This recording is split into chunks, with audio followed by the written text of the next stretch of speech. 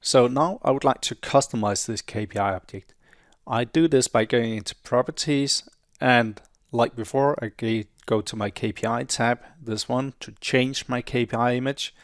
I'll just need to find the one that I'm working on, this one here. And then by right clicking this, I have an option to download the image.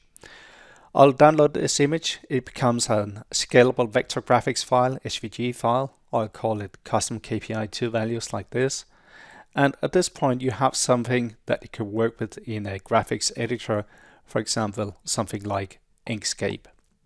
So here we got Inkscape, and I'll just need to open the file I just saved, this one, the SVG file.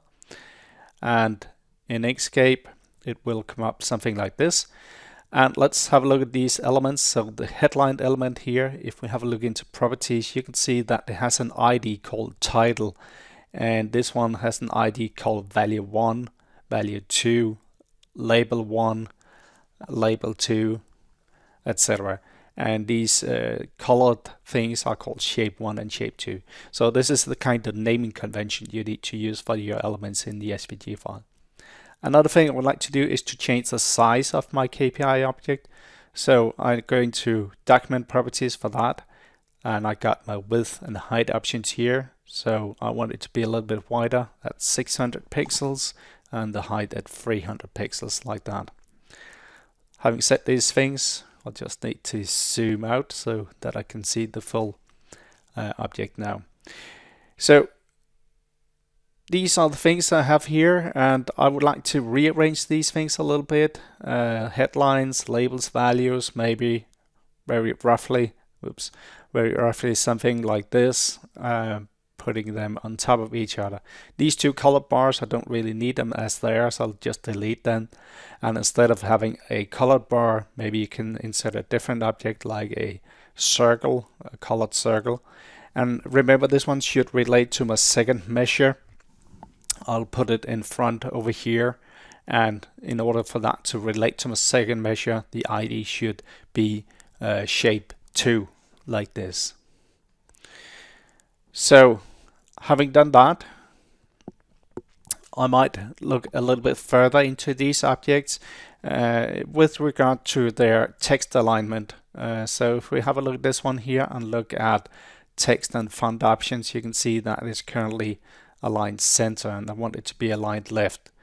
So once I do that, unfortunately, as you can see, they will be moved, and I'll need to rearrange it later on.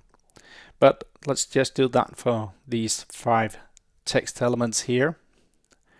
And I'll just do an eyeball rearrangement here. Of course, you could be more precise about these things if you wanted to, but I'll just do it very roughly like this. So having done this, maybe we'll just need maybe a company logo in the upper right corner here.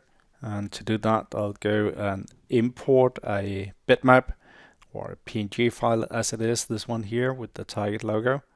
So let's just put it here and into the upper right corner.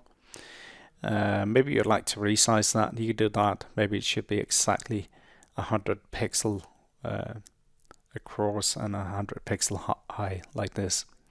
So having done that, maybe this point where I would like to go and save my SVG file. So let's just do that, save it. And at this point, you could now go back to your target client and start using that custom KPI object. So I go into properties, change my KPI image.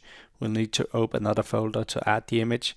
Maybe you already created a folder for custom KPI images like I have here. You can simply go in there and then add the image.